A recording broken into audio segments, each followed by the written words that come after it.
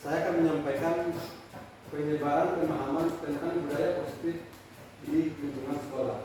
Mungkin selama ini kita sudah banyak mendengar budaya positif itu seperti apa sih? Bahkan sampai-sampai masih terjadi pemahaman yang tidak sesuai atau terjadi miskonsepsi di dalam pemikiran kita. Jadi melalui kesempatan ini saya akan menyampaikan kepada Bapak Ibu bagaimana budaya positif yang seharusnya kita bisa terapkan di lingkungan sekolah.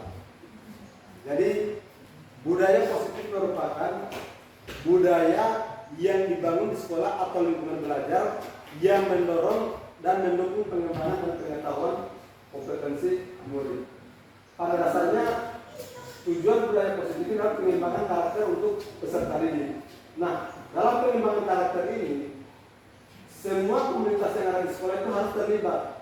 Tidak boleh hanya satu orang, apalagi cuma guru, misalnya cuma kurikulum atau misalnya kesiswaan, tetapi semua komunitas yang ada di sekolah itu harus terlibat. Melalui apa? Ini jadi di filosofi Ki Hajar Dewantara itu bahwa pembelajaran itu harus berpihak kepada murid. Nah, untuk mendukung itu kita didukung oleh komunitas yang ada di sekolah, dari kecil sekolah, kemudian dari kepemimpinan sekolah, sehingga akan terbentuk karakter peserta didik di akhir nanti. Biasanya ini juga berkaitan dengan visi-misi sekolah. Budaya positif ini kurang lebih ada 6 topik. Yang pertama, disiplin positif dan nilai kebajikan, teori motivasi, hukuman dan penghargaan, dan restitusi. Yang berikutnya keyakinan kelas, kemudian kebutuhan dasar manusia, berikutnya lagi adalah 5 posisi kontrol dan segitiga restitusi. Nanti kita akan bahas satu persatu. Sekarang kita masuk pada disiplin positif. Tapi sebelum ke situ, kita cek dulu bagaimana miskonsepsi yang terjadi selama ini di dalam pemikiran kita. Saya dulu pernah berpikir begini, di dalam penerapan budaya positif tidak ada lagi namanya hukuman. Nah, saya berpikir bagaimana kalau ada siswa yang terlambat kemudian tidak dihukum. Nah, itu salah satu bentuk miskonsepsi yang berkembang di kita selama ini. Nah, ini adalah bentuk-bentuk miskonsepsi yang selama ini beredar atau berkembang di kehidupan kita. Ini miskonsepsi yang pertama, penerapan budaya positif berarti tidak ada aturan atau konsekuensi. Jadi pemahaman dulu yang saya alami seperti itu ketika mendengar dari teman-teman lain, oh tidak ada lagi hukuman, tidak ada lagi konsekuensi, tidak ada lagi sanksi. Padahal itu hanya miskonsepsi ketika kita bisa mempelajari lebih dalam, maka akan kita temukan hal-hal seperti oh ternyata ini hanyalah miskonsepsi. Jadi penjelasannya, dalam hidup bermasyarakat selalu ada tatanan atau aturan dengan konsekuensi dari setiap tindakan yang dilakukan oleh anggota masyarakat. Dalam penerapan budaya positif, guru melatih kesadaran murid melalui pemahaman bahwa tatanan dan konsekuensi hadir untuk memberikan keselamatan dan kebahagiaan kepada diri sebagai manusia dan anggota masyarakat, sehingga tatanan tersebut dipatuhi bukan karena takut konsekuensi, tetapi karena kesadaran diri ingin mewujudkan nilai-nilai yang berharga. Jadi konsekuensi itu tetap ada. Misalnya ketika siswa membuat kesalahan, menumpahkan air misalnya di mana, ya konsekuensinya harus ada. Konsekuensinya apa? Membersihkan kembali yang dia lakukan. Jadi setiap perbuatan itu pasti ada konsekuensinya. Tinggal bagaimana kita mengatasinya. Seperti itu. Kemudian miskonsepsi yang kedua, ini biasa dengan adanya perubahan kurikulum dari kurikulum K13 ke kurikulum Merdeka, kita sekarang lebih populer mendengar yang namanya keyakinan kelas atau kesepakatan kelas, mungkin seperti itu. Nah, miskonsepsi yang terjadi dengan membuat keyakinan kelas dan ditempatkan di depan kelas, maka sudah cukup. Tidak perlu ada tindak lanjut, tidak ada konsekuensi dan tidak ada refleksi. Nah, miskonsepsi ini diluruskan bahwa kesadaran hadir dari dalam diri atau internal kita, sementara hukuman, penghargaan, memberi hadiah dalam bentuk apapun atau status, konsekuensi maupun apresiasi semuanya hadir dari luar diri yang diberikan oleh orang lain. Untuk menghadirkan kesadaran ini dibutuhkan konsistensi dari seluruh komunitas sekolah dan sistem pendukung untuk melakukan tindak lanjut, memastikan konsekuensi dijalankan dengan bertanggung jawab dan diskusi refleksi setiap saat. Langkah-langkah dalam menghadirkan kesadaran ini merupakan salah satu contoh melatih murid dan guru dalam berpikir lambat menggunakan bagian otak luhurnya. Jadi selama ini kita buat kesepakatan kelas atau keyakinan kelas, bisa juga misalnya keyakinan belajar. Jadi misalnya ketika guru masuk pelajaran, masuk kelas, kita sebelum masuk itu kita biasanya membuat keyakinan kelas atau kesepakatan belajar. Nah, kesepakatan itu tidak berlaku secara terus-menerus. Bisa saja minggu depannya berubah, minggu berikutnya berubah, tergantung kondisi. Jadi kesepakatan yang dibuat di awal itu direfleksi. Apakah sudah sesuai? Apakah sudah berjalan dengan baik atau tidak? Jika tidak berjalan dengan baik, maka tambahkan kesepakatan yang lain. Seperti itu. Yang berikut, miskonsepsi berikutnya.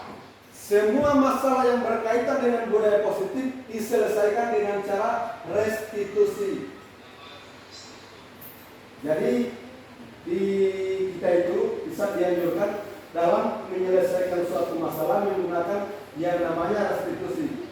Nah, tetapi tidak semua masalah bisa diselesaikan dengan restitusi. Jadi ini penjelasannya. Segitiga restitusi merupakan salah satu pendekatan disiplin positif untuk menyelesaikan permasalahan siswa terkait pelanggaran aturan. Pendekatan ini mendekatkan pada dialog, tanggung jawab, dan pemulihan alih-alih hukuman. Jadi penyelesaian masalah itu dengan cara berdiskusi. Nah, segitiga restitusi ini ada 3 tahapan. Yang pertama menentukan identitas, kemudian identifikasi kebutuhan, kemudian keyakinan jelas.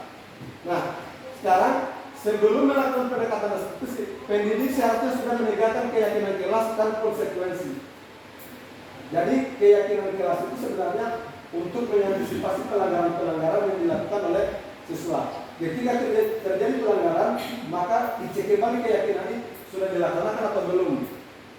Namun jika keyakinan kelas dan konsekuensi pun sudah tidak efektif, maka restitusi adalah pilihan yang terbaik. Ini ada beberapa poin yang terkait dengan restitusi. Yang pertama, segitiga restitusi mungkin tidak dapat menyelesaikan masalah secara tuntas, khususnya untuk pelanggaran berat seperti kekerasan fisik atau vandalisme dan pelanggaran yang mengakibatkan kerusakan yang tidak dapat diperbaiki. Yang kedua, keterbatasan objektif atau pengetahuan, kurangnya motivasi dan pengaruh keluarga. Murid dengan keterbatasan kognitif atau intelektual, termasuk berkebutuhan khusus atau gangguan mental, mungkin kesulitan memahami proses segitiga restitusi dan mengambil tanggung jawab atas perbuatannya. Jika murid tidak mau berubah dan tidak termotivasi untuk menyelesaikan masalah, serta ada konflik atau masalah di rumah, dapat mempengaruhi perilaku murid selama berada di sekolah. Masalah di rumah tentunya akan berdampak pada aktivitas siswa di sekolah, sehingga segitiga restitusi mungkin tidak menyelesaikan akar permasalahan. Nah, untuk kasus seperti ini, maka utamakan membina hubungan yang dapat membangun rasa percaya diri kepada guru dan lebih dahulu. Biasanya kan kita sering menemukan kasus-kasus siswa yang orang punya broken home atau seperti apa. Jadi untuk menerapkan segitiga restitusi ketika siswa mencari solusi sendiri, maka akan terasa berat. Makanya butuh pendekatan yang lebih dari teman-teman komunitas sekolah. Yang berikut, miskonsepsi berikutnya, pilihan tindakan yang dilakukan murid dalam proses restitusi ditentukan oleh guru, bukan menentukan kesadaran murid. Nah, yang selama ini berkembang, ketika ada masalah, biasanya kita guru itu mengarahkan, oh kamu seperti ini, kamu harus seperti ini. Tetapi dalam segitiga restitusi, siswa itu menemukan sendirinya dari masalah yang dialami. Misalnya, ketika dia sering terlambat ke sekolah, telusuri dulu masalahnya akan menyebabkan dia terlambat. Semua orang mungkin bisa terlambat, tetapi tidak semua orang bisa mengatasi kesempatan tersebut. Jadi melalui tiga restitusi kita mencari penyelesaian masalah dengan cara berkoordinasi dengan siswa, berdialog dengan siswa. Nanti siswa sendiri akan menemukan solusinya melalui dasar tadi keyakinan kelas. Ini miskonsepsi berikutnya. Jika murid sudah mendapatkan restitusi, maka tidak perlu lagi mendapatkan konsekuensi dari aturan yang ada. Nah, ini yang kita pahami dulu ini sampai kita berdebat di awal-awal. Masa orang berbuat salah tidak ada konsekuensi? Apa gunanya sekolah kalau tidak ada aturan? Mungkin seperti itu. Jadi yang perlu dipahami bahwa restitusi dan konsekuensi memiliki tujuan yang berbeda. Kalau restitusi tujuannya untuk memulihkan situasi dan membangun kembali hubungan yang terdampak oleh pelanggaran. Kalau konsekuensi itu bagian dari tatanan yang sudah ada dalam sekolah, bahkan bukan cuma dalam sekolah, dalam masyarakat pun berlaku ada konsekuensi. Nah, yang hadir dengan tujuan untuk membantu murid belajar dari kesalahannya dan mendorong mereka untuk membuat pilihan yang lebih bertanggung jawab di masa depan. Sehingga setelah restitusi dilakukan, maka konsekuensi tetap harus dijalani oleh murid sebagai bentuk pertanggungjawaban dan perilaku yang sudah dilakukan oleh murid. Satu persatu jelas ya?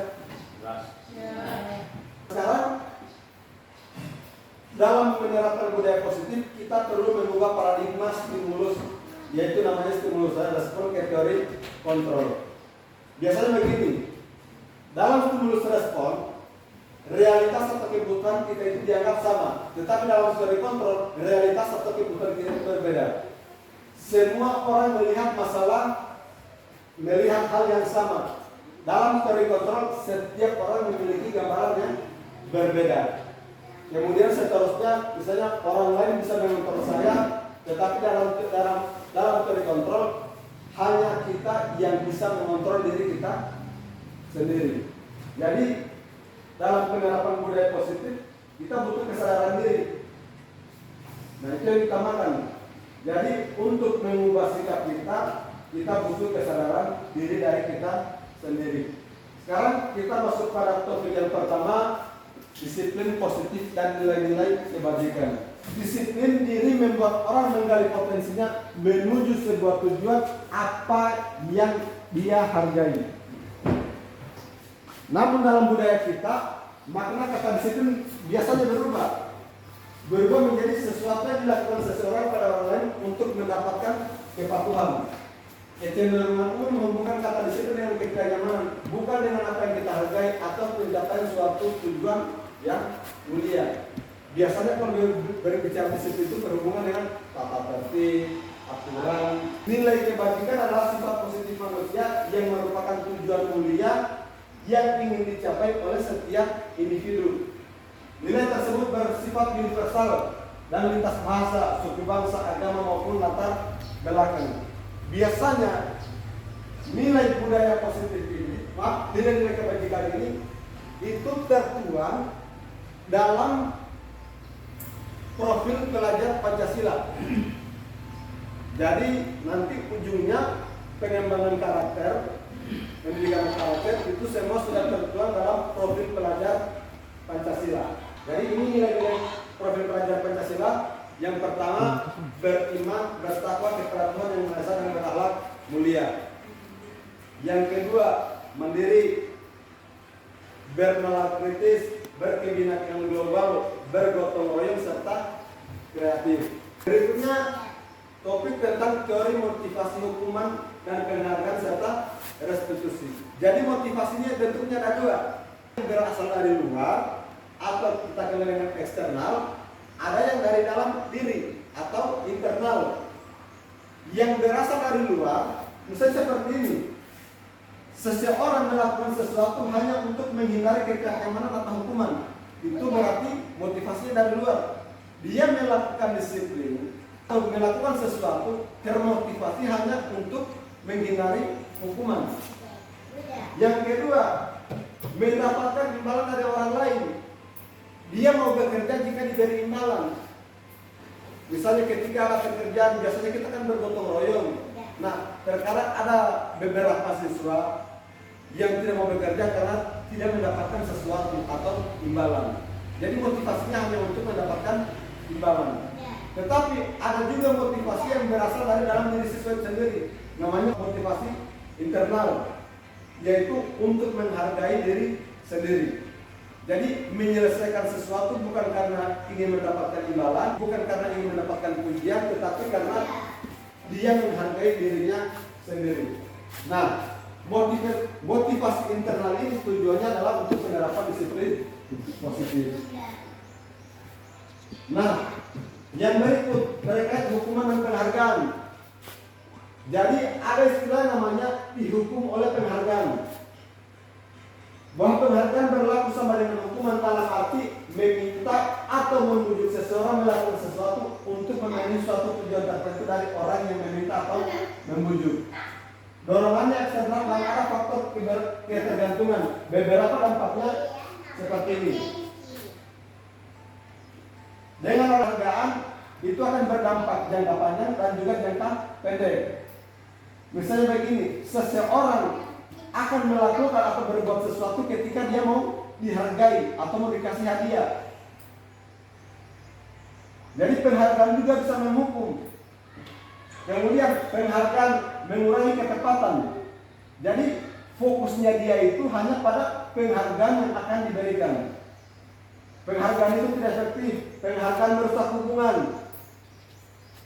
Penghargaan menurunkan kualitas. Jadi ketika siswa misalnya bekerja, menyelesaikan tugas, jika dia mampu, maka dalam diri siswa itu bahwa itu terpikir dia itu adalah kemampuannya sendiri.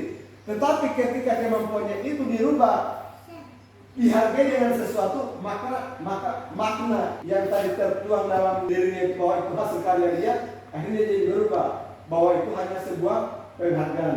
Nah, bagaimana caranya menghindari penghargaan? Misalnya ketika siswa melakukan sesuatu, supaya tidak terkesan kita berikan penghargaan, kita ganti dengan apa? Misalnya kita beri apresiasi.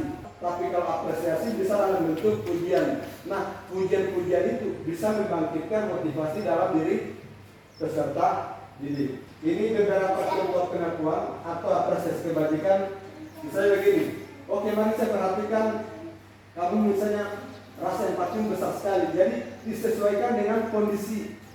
Jadi di sini situasinya pada saat menolong murid baru di kelas kita. Kemudian yang lain. Jadi nilai dari kebajikan itu banyak sekali, kepedulian, rasa tanggung jawab, komitmen. Itu semua nilai-nilai kebajikan, dan masih banyak lagi hal-hal yang lainnya. Nah, sekarang kita masuk pada restitusi. Apa sih itu restitusi? Jadi restitusi di sini adalah proses menciptakan kondisi bagi murid untuk memperbaiki kesalahan mereka. Restitusi itu penciptaan kondisi untuk memperbaiki kesalahan misalnya pada murid, sehingga mereka dapat kembali ke kelompok mereka dengan karakter yang lebih kuat. Itu menurut dosen dalam bukunya tahun 2004. Kemudian restitusi juga merupakan proses kolaboratif.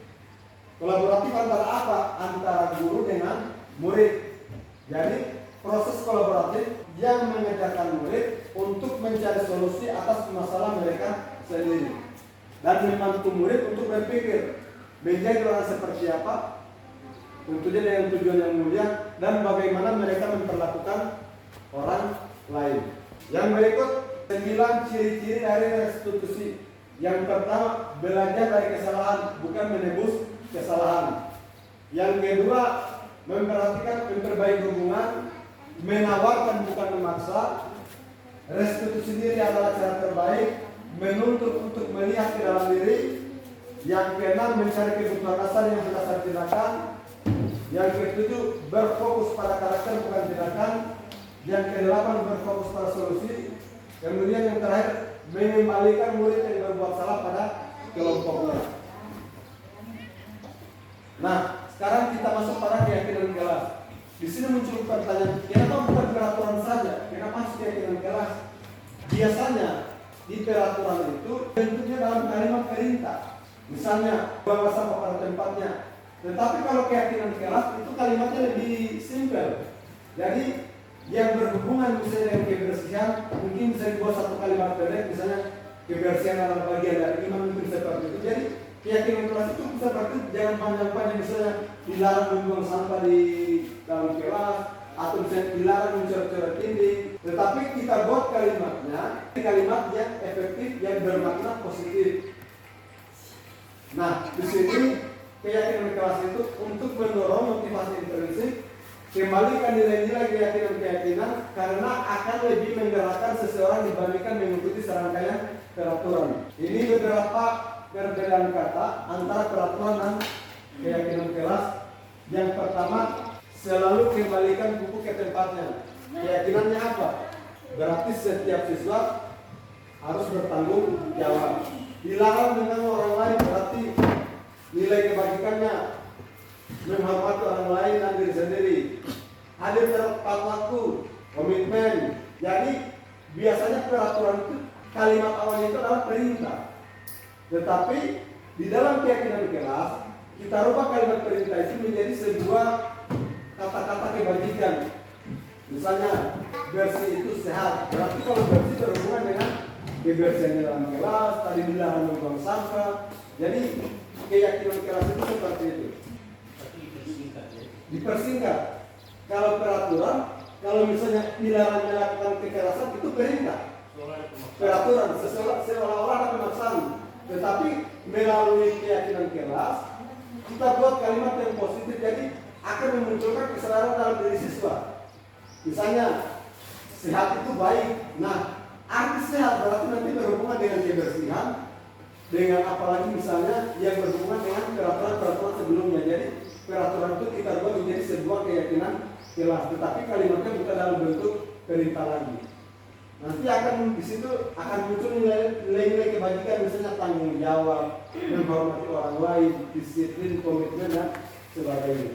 Yang berikut ini 5 kebutuhan dasar manusia. Jadi yang namanya dasar berarti kebutuhan pokok. Yang pertama ada kebutuhan untuk bertahan hidup. Kemudian setiap manusia butuh kasih sayang dan rasa diterima, penguasaan, kebebasan serta kesenangan. Yang namanya pasti manusia pasti semua orang ini bersenang-senang. Tetapi dalam kehidupan sehari-hari biasanya 5 kebutuhan dasar tadi itu tidak terpenuhi. Makanya banyak kita menemukan siswa yang sikapnya itu misalnya mengganggu orang lain, berarti ada kebutuhan dasar dia yang belum terpenuhi. Ini ada beberapa misalnya ada perilaku siswa memukul teman yang menghinanya. Nah, namanya penghinaan berarti itu kan seperti bullying atau kekerasan. Jadi setiap manusia punya kesempatan untuk berlindung atau bertahan hidup. Atau misalnya dia juga ingin berkuasa, misalnya teman-teman yang lain dia ganggu karena dia merasa ini berkuasa. Kemudian perilaku yang lain lagi menyebarkan gosip. Karlota, kalau bahasa Gorontalo-nya Karlota. Jadi menyebarkan gosip tentang teman sekelas. Nah, kebutuhan yang mungkin yang belum terpenuhi siswanya adalah cinta dan kasih sayang. Jadi kalau ada teman-teman yang suka karlota berarti artinya kurang kasih sayang. Mungkin bermain seperti itu.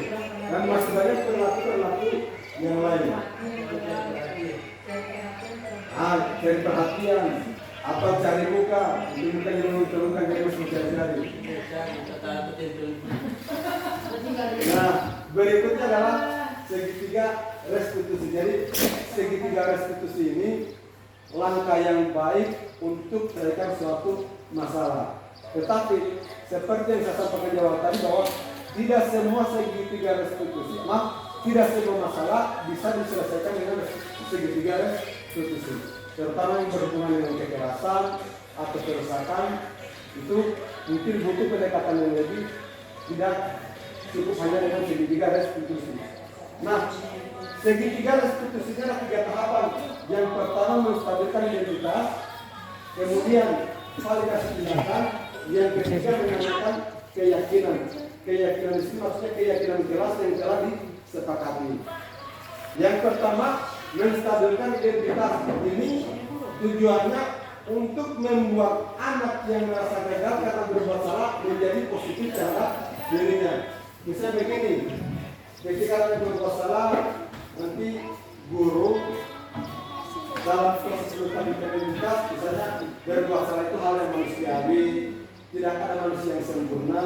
Jadi dengan kata-kata seperti itu akan lahir dalam diri siswa bahwa ternyata dia ini tidak merasa terhakimi dengan kesalahan yang dia lakukan. Jadi kita mungkin bapak juga pernah berbuat salah, kita pasti menyelesaikan permasalahan ini. Nah kemudian kita tidak tertarik untuk mencari siapa yang salah, tetapi bagaimana kita mencarikan solusi supaya kesalahan ini tidak terulang kembali. Jadi di stabilitas identitas kurang lebih kata-katanya itu seperti ini. Nah berikutnya yang kedua, validasi kebutuhan. Ini untuk apa? Ini untuk membantu siswa mengenali kebutuhan yang ingin dipenuhi ketika melakukan kesalahan itu. Pada dasarnya, setiap tindakan manusia tujuannya adalah untuk memenuhi kebutuhan. Apakah itu kekuatan, kebebasan, cinta, atau bertahan hidup, seperti yang ada di dasar kebutuhan manusia. Nah, kalimat seperti apa? Seperti misalnya, kamu bisa saja kan melakukan hal yang lebih buruk, tetapi kamu tidak melakukannya. Jadi ini salah satu validasi kebutuhan. Kamu pasti punya alasan mengapa melakukan kesalahan. Misalnya kenapa sampai tidak terlambat, pastikan ada alasannya. Selama ini, ketika yang terlambat, sini kamu langsung beri hukuman. Hal seperti itu. Minimal untuk menyelesaikan masalah-masalah seperti itu, kita menerapkan yang namanya segitiga restitusi. Jadi identifikasi dulu, kita sampaikan dulu kondisi anak, kemudian pada kebutuhannya apa. Yang berikut, tahapan yang ketiga yang terakhir adalah menanyakan keyakinan. Jadi di keyakinan kelas itu sebenarnya bukan hanya untuk keyakinan yang ada dalam kelas sendiri, tetapi bisa jadi itu akan berlaku pada keyakinan sekolah. Jadi keyakinan tadi itu yang sudah disepakati, misalnya disiplin. Ketika dia terlambat, berarti dia melanggar keyakinan yang sudah disepakati, misalnya keyakinan tentang disiplin. Jadi di segitiga restitusi ditanyakan kembali apa keyakinan yang kau telah langgar, misalnya yang tidak kau taati. Nanti dari situ kita buat dia, arahkan dia sampai dia mau melaksanakan keyakinan yang sudah dibuatnya. Mungkin seperti jadi kalau di contoh kemarin yang saya buat, saya ambil satu siswa, saya coba menerapkan segitiga restitusi. Jadi ada salah satu siswa yang rumahnya agak jauh dari sekolah, dia dalam 1 minggu sudah berapa kali terlambat. Nah, ketika saya lakukan pendekatan dengan segitiga restitusi, ternyata alasan yang terlambat itu dia menunggu orang tuanya. Jadi orang tuanya sebelum dia ke sekolah, orang tuanya harus pindah hewan peliharaan dulu, ternaknya sapi. Nah, akhirnya membuat si anak sampai terlambat ke sekolah. Solusinya bagaimana? Kalau misalnya andai kata orang tuanya tidak kembali dari dalam 1 hari itu, dan saya di pagi hari pulangnya sore, apakah dia tidak ke sekolah? Nggak mungkin kan? Berarti dia harus cari alternatif lain. Alternatifnya apa? Suruh dia cari, bukan kita tentukan. Atau dari Pak Guru menjemputkan kan mungkin. Mungkin solusi seperti apa? Nah, dari siswa itu sendiri muncul solusi, dia akan mencari tumpangan yang lain. Seperti itu. Nanti di keyakinan kelasnya apa? Oh, yang dia langgar ternyata bagian disiplin.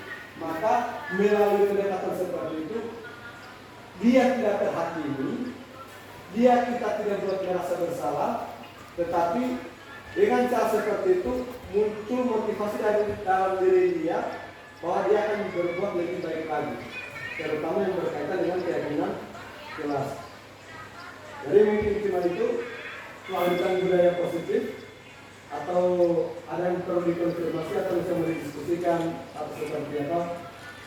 Silakan. Terima kasih. Waalaikumsalam warahmatullahi wabarakatuh. Menarik ini materi pembahasan kita hari ini. Memang kita perlu membiasakan budaya positif. Saya mengapresiasi apa yang disampaikan tadi. Boleh ini bisa buat ini kayak format ya, supaya kita juga mungkin bisa dikasih di Yang berkaitannya apa yang berkaitan dengan industri tadi. Saya kayak di kelas itu. Ya, misalnya kayak misalnya kalau misalnya gambar, kira-kira mungkin ada format mungkin kita mengisi seperti ini perjanjian yang kurang tepat ya. Ini seperti ini ada kayak format yang mungkin yang kedua, saya kemarin sempat lihat konten yang dia ini buat konten antara membedakan antara zaman dulu dibanding zaman sekarang. Jadi kontennya itu terkesan bahasa dalam konten itu memaksa, terpaksa dan terbiasa. Jadi kata kunci ini dipaksa, terpaksa dan terbiasa. Dipaksa itu artinya bahwa orang yang dia dalam arti kita pakai kita mungkin malam-malam dia mungkin dengan kayu atau mungkin biasa begitu. Dengan konsep seperti itu, ini zaman dulu kan, konsep zaman dulu. Nah, ketika dia membandingkan dengan sekarang ini, ya mungkin kalau kita mau marah, kita mau pukul dia akan berdampak dengan pelanggaran HAM atau hal lain yang mungkin berakibat fatal pada anak yang bersangkutan. Sehingga orang tua saat ini membiarkan ada proses pembiaran. Dan itu kebanyakan bukan hanya berlaku di orang tua, tapi berlaku di sekolah. Kita sekarang sudah melakukan pembiaran di sana. Apapun yang terjadi orang dia itu, karena jangan sampai kita akan terjadi hal-hal yang kita tidak. Yang kita inginkan mungkin seperti ini meluruskan dari yang biasa menjadi lurus. Tapi karena sistem yang sudah menjadikan kita tidak bisa lagi berbuat apa-apa, ini proses pembiaran terjadi. Nah, itu bagaimana kita coba saya sebenarnya melihat konten itu ini masalah tidak. Nah, jadi itu maksudnya karena pendidikan zaman dulu dibanding dengan anak Palestina itu pendidikan anak. Jangan pakai orang. Ya, jadi begini terkait format tadi sebenarnya format itu tidak perlu ini karena yang kita pakai itu adalah keyakinan kelas.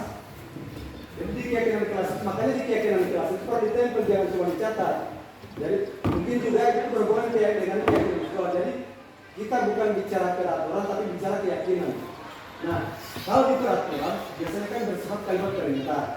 Tetapi kalau dengan keyakinan itu kita dilakukan pembiasaan nanti misalnya tadi ada siswa yang terlambat. Nanti kan ada tanda dari paket ini hari ini terlambat. Nah, melalui data itu kita buat segitiga institusi pemecahan masalahnya. Tidak perlu dicatat, kamu seperti ini. Ya, bukan kita menuntut Pak. Kita upayakan mereka sendiri yang mencari solusi. Ini kamu terlambat. Sementara keyakinan kelas kita harus disiplin. Solusinya seperti apa? Solusinya sendiri solusinya. Jadi terkadang ketika kita memberikan hukuman itu tidak berubah kondisi. Misalnya orang terlambat, dari hukuman ini besok pasti terlambat lagi. Tetapi melalui pendekatan, melalui pembiasaan, artinya istilah dari hati ke hati, maka akan lahir budaya positif tanpa harus diperintah. Mungkin itu berat, tetapi ini diperlukan proses. Dan prosesnya itu sebenarnya bukan nanti di tingkatan sekarang. Justru lebih bagus kita dasar. Di mana? Di SD. Dasarnya di situ. Nah, kemudian terkait dari konten. Memang kita ini rata-rata jebolan pendidikan zaman dulu. Mau bilang militer mungkin lebih dari militer. Iya, seperti itu kan. Kita semua pernah mengalami. Nah, dulu itu tujuannya bagus. Supaya membuat kita itu lebih disiplin. Kemudian tujuannya mungkin ke akhlak karakter. Sampai kalau kita mau lihat karakter kita dengan anak-anak sekarang mungkin jauh berbeda. Karena faktor mungkin dibikin seperti itu. Nah, di zaman sekarang kalau sudah berubah, bahkan ada orang tua sendiri ketika menghukum anaknya kena sanksi, pidana. Nah, hal seperti itu yang kita hindari. Jadi di dalam filosofi Dewantara bahwa didiklah anak itu sesuai dengan zamannya. Jadi kita didik sesuai dengan zaman mereka, bukan zaman kita lagi. Jadi tidak perlu ada pemukulan, tetapi melalui penerapan budaya positif itu insya Allah akan merubah karakter dari peserta didik. Tapi budaya positif ini bukan hanya dari siswa, tetapi mulai dari kita, dari atasan ke kita, sehingga anak-anak itu kan lebih cenderung mencontoh. Nah, jadi mungkin budaya positif itu kita terapkan sama-sama di dalam komunitas yang ada di sekolah, mulai dari pimpinan, guru sampai dengan kepada siswa. Ya, saya sepakat itu. Jadi begini, saya mungkin saya bicara dalam tatanan Sebagai kesiswaan. Ini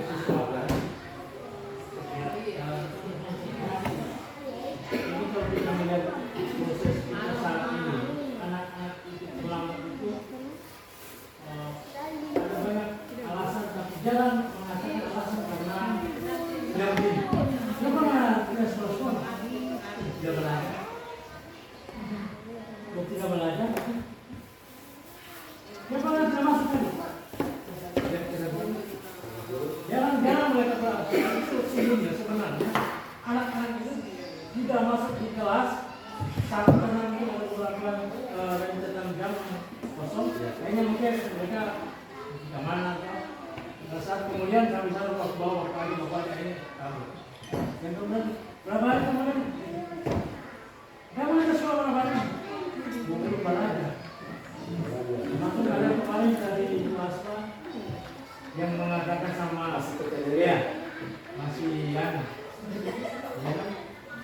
Jadi kita mengevaluasi sama-sama bahwa memang nyata sekolah seperti itu. Kita tidak bisa mungkin tidak bisa membela diri bahwa di sekolah itu disiplin guru luar biasa seperti di sekolah-sekolah maju pada umumnya.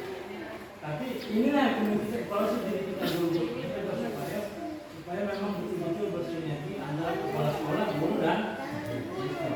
Jadi kalau saya yakin kalau siswa-siswa ini kalau guru suruh rajin di kelas tepat waktu, saya yakin tidak akan mungkin akan ada tapi yang satu dua orang. Nah mungkin karena kita menyatakan teman-teman, saya pribadi juga mungkin begitu, tapi ya mungkin mulai hari ini kita coba mengevaluasi diri supaya sekolah kita mungkin agak minimal ya, mungkin tidak baik-baik amat tapi minimal lebih ada perubahan hari ini dibanding saya. Jadi itu perlu kolaborasi di setiap komunitas yang ada di sekolah. Jadi seluruh komunitas di sekolah itu wajib ada kolaborasi ini kemajuan sekolah.